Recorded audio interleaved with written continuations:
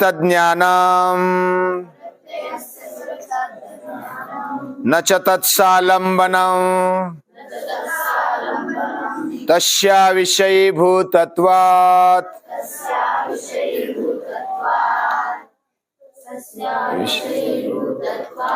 कायरूप संयमात् तद्ग्राह्य शक्ति स्तंभे चक्षु प्रकाशा संप्रयोगे अंतर्धानम् चक्षु प्रकाशा संप्रयोगे अंतर्धानम्।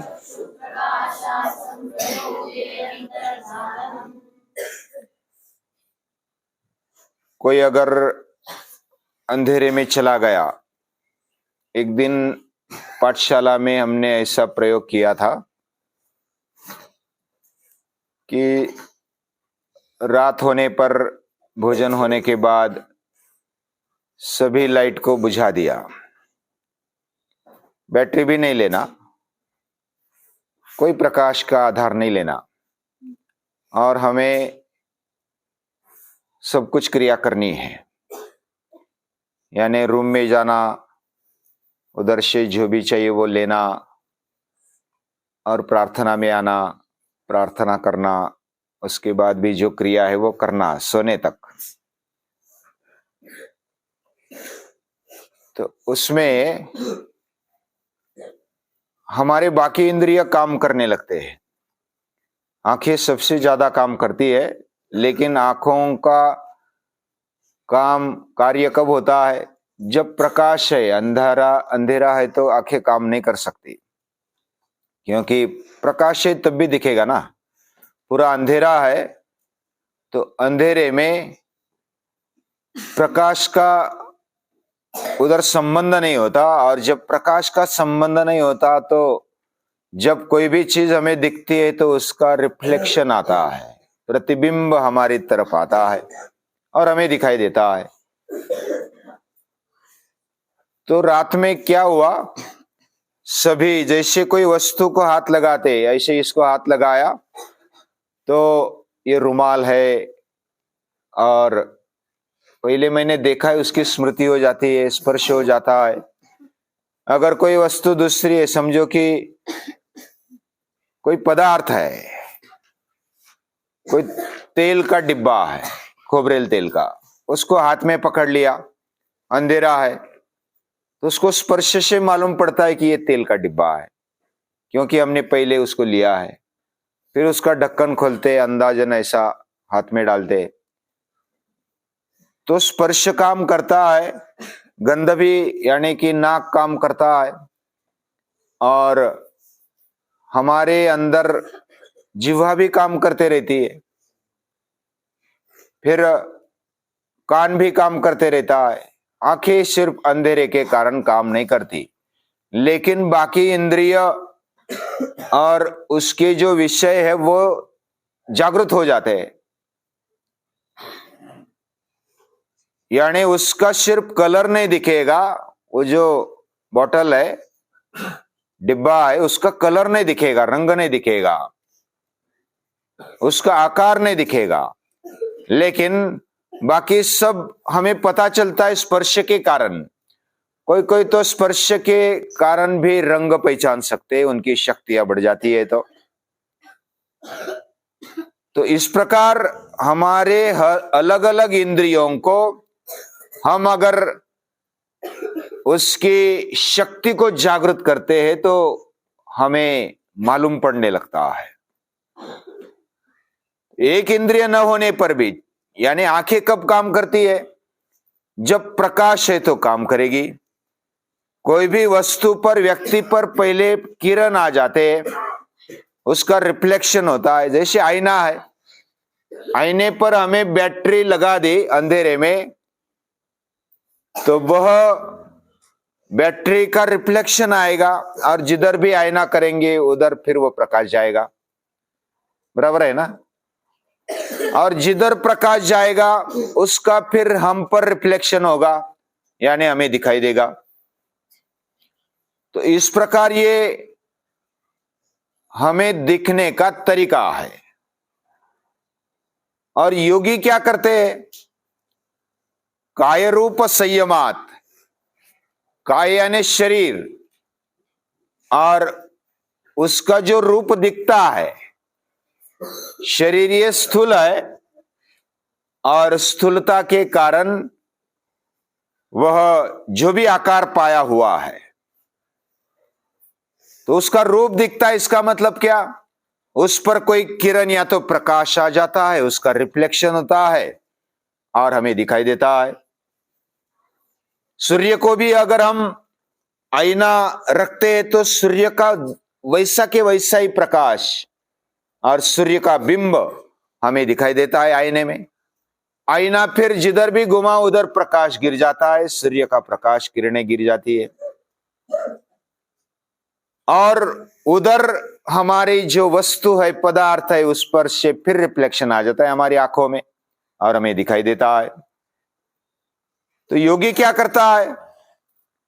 काय रूप संयमात, काय यानी शरीर और उसका रूप, उस पर संयम करने से तद्ग्राह्य शक्ति स्तंभे, उसके शरीर का और सामने जो देखने वाला है उसकी ग्राह्य शक्ति, वो अपनी आंखों से देख पाता है शरीर को प्रकाश के कारण।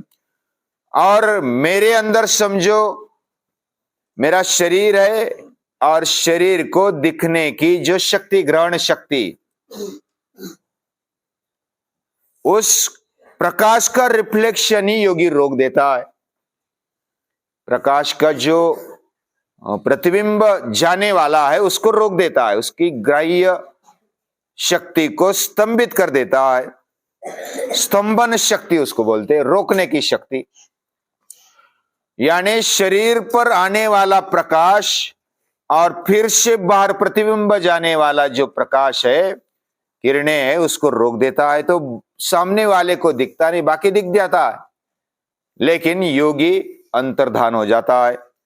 तद्ग्राह्य शक्ति स्तंभे चक्षु प्रकाश असंप्रयोगे, आंखों में जो भी प्रकाश आएगा वही उसको दिखेगा, प्रकाश का प्रतिबिंब आएगा वही उसको दिखेगा।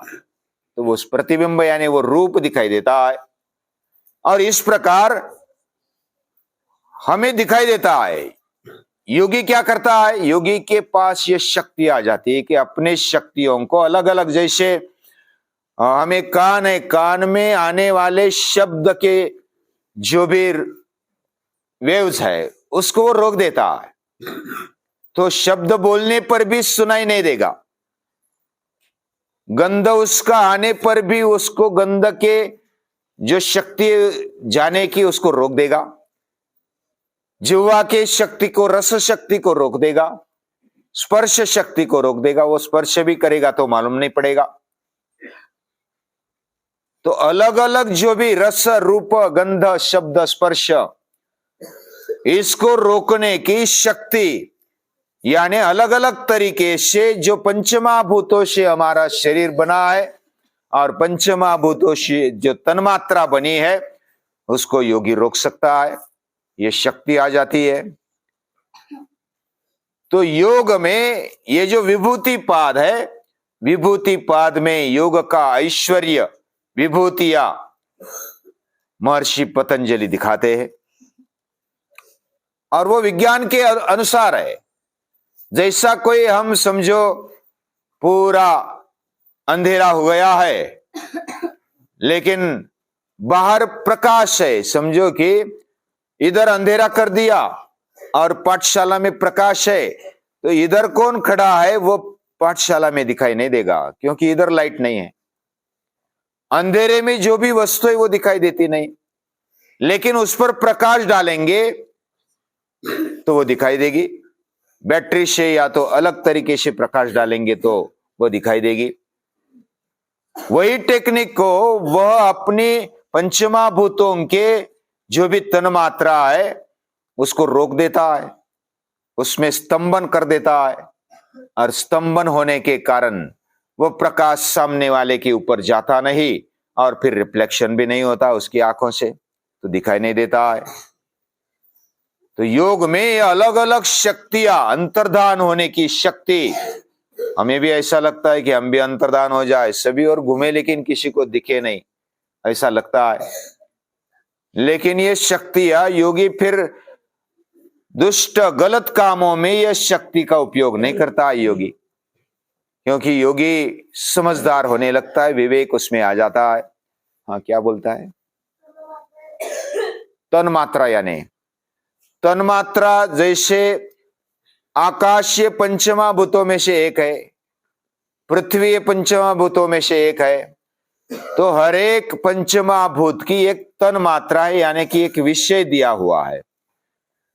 जैसे तेज से, सूर्य से हमें आंखें मिली, यानी कि इंद्रिय मिला, और आंखों के लिए विषय हो गया, क्या हो गया? रूप। हम आंखों से देख सकते हैं ना रूप को, जैसे आंखों से भव्य को देख सकता हूं, आपको देख सकता हूं, मित को देख सकता हूं। तो ये जो आंखों की शक्ति है, रूप देखने की शक्ति है, वैसे कानों की क्या शक्ति है? शब्द सुनते हैं। और कान हमें दिए आकाश ने, आकाश यानी खाली जगह, कान में भी खाली जगह है ना, तो खाली जगह है, उसमें शब्द आता है और पर्दे पर गिरता है तो हमें सुनाई देता है। आंखों में रूप आ जाता है, प्रकाश के कारण रूप आ जाता है, और रूप का प्रतिबिंब हमारे आंखों में पड़ जाता है, फिर हमें दिखाई देता है। तो तन्मात्रा यानी जो विषय रूप आकाश है, रूप के स्वरूप में, जैसे अग्नि का रूप, आकाश का शब्द, पानी का रस, और पृथ्वी का गंध, और वायु का स्पर्श, ये अलग अलग तन्मात्रा उसको बोलते हैं। तो वह हमारे जीवन में स्तंभित करने की शक्ति योगी लाता है खुद के जीवन में, और फिर ऐसी शक्तियां पा लेता है। साधना करने पर, तप करने पर ये सिद्धियां प्राप्त होती है, और ऐसी सिद्धियां को प्राप्त करके वो उसमें अटकता नहीं, उसको तो मिल जाती है। जिधर अपने मन को, चित्त को लगा देता है, और अलग अलग इंद्रियों के, पंचमहाभूतों की शक्ति को कैसे जाती है, कैसे आती है, उसको समझता है, कैसे रोकना है वो भी वो जान लेता है। और मन में बहुत सारी शक्तियां होती है, तो वह एक शक्ति यह है। तो ये शक्तियों को हम पा लेते हैं, फिर भी योगी उसका उपयोग नहीं करता है। जो फिर उपयोग करता है वो गलत राह पर चलने लगता है।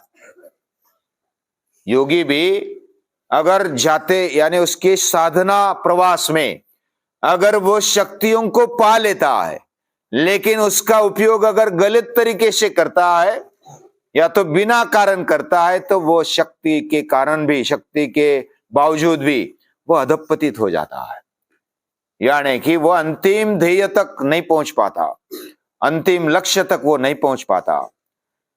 तो ये, लेकिन अलग अलग शक्तियां महर्षि पतंजलि ने बताई, और ये शक्ति का जो भी संचार हमारे जीवन में होता है, उसका उपयोग भी होता है। यानी जैसे आंखों से हम देखते हैं तो उसका उपयोग भी है, ज्ञान प्राप्त करने के लिए, हमारी बुद्धि को और विवेक लाने के लिए ये शक्तियां हमें मिलती है, और वो विवेक में परिवर्तित हो जाए, यानी अशुद्धि का क्षय होने पर ज्ञान दीप्ति हो जाती है, ज्ञान का प्रकाश हमारे जीवन में फैलने लगता है, और उसके साथ साथ विवेक भी आ जाए, अविवेक ख्याते है, विवेक ख्याति हमारे जीवन में आ जाए, ऐसी प्रार्थना करते हुए महर्षि पतंजलि को और महापुरुषों को हम नमन करते हैं, प्रणाम।